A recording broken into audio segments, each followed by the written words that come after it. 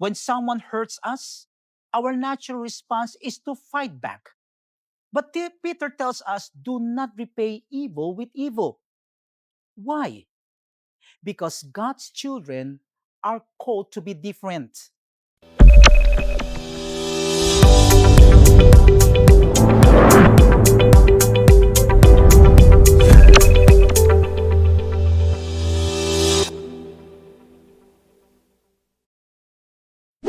Hello everyone, welcome to our daily manna.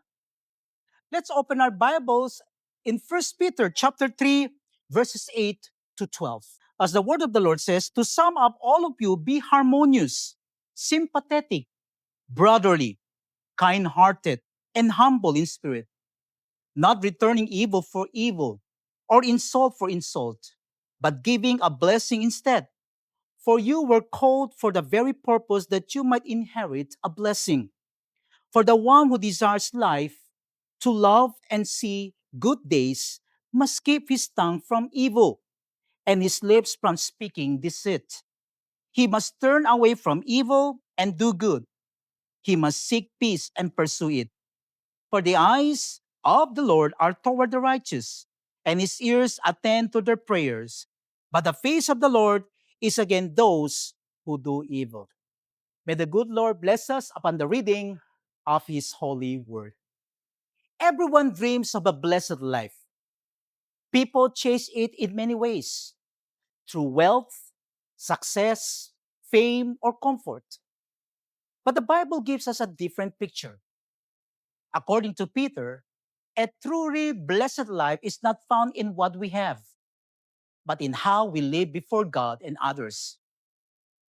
This passage teaches us that the blessing of God is connected to our character, our relationships, and our responses.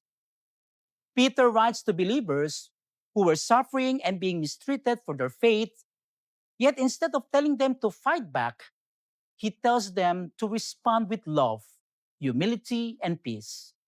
In other words, the life that God blesses is the life that looks like Jesus. First, God blesses a life of unity and humility according to verse 8. To sum up, all of you be harmonious, sympathetic, brotherly, kind-hearted, and humble in spirit. Peter begins by describing 5 qualities that should mark every Christian community. Let's look at them closely. Harmonious. To be one mind, not necessarily thinking exactly alike, but being united in purpose. A church that lives in harmony reflects the unity of Christ. Sympathetic. To feel with others, sharing their pain and joy. True Christian love means we don't close our hearts to others' needs. Brotherly. We are not just members of an organization. We are family in Christ. Kind-hearted. Having compassion and tenderness toward others. Humble in spirit. Choosing to serve rather than to be served. Putting others before ourselves. When these 5 virtues are seen in our lives, we experience the blessing of peaceful relationships. The opposite, pride, selfishness, and division, always leads to conflict and brokenness. Do I contribute to harmony in my home, church, and community? Or do I add to conflict? The life that God blesses is marked by unity, compassion, and humility.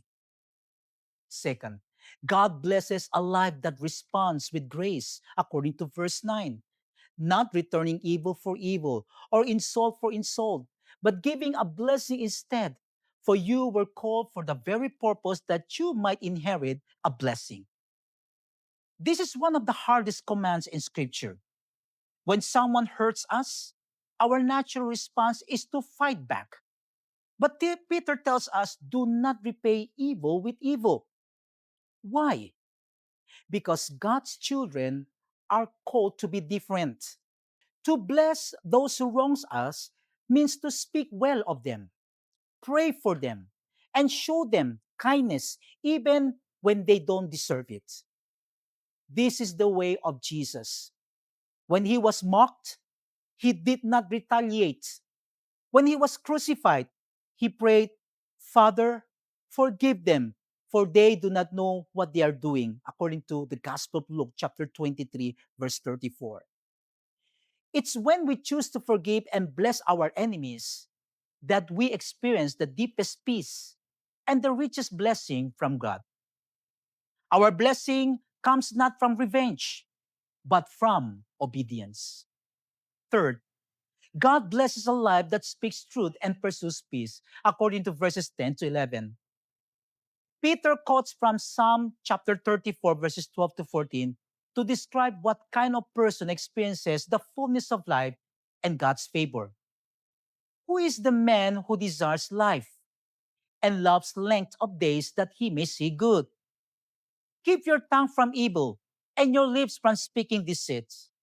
Depart from evil and do good. Seek peace and pursue it.